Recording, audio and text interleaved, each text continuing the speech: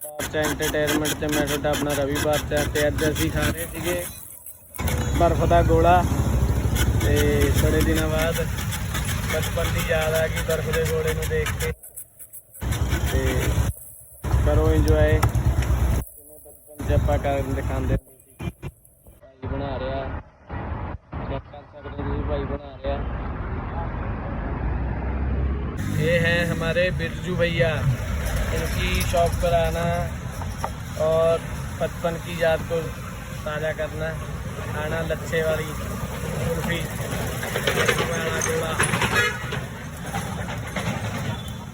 कि साडा नन्नू लच्छा गोला खा रहा बर्फ का गोला देखो इंजॉय करता गर्मी ਨੂੰ चिल कर रहा पूरी।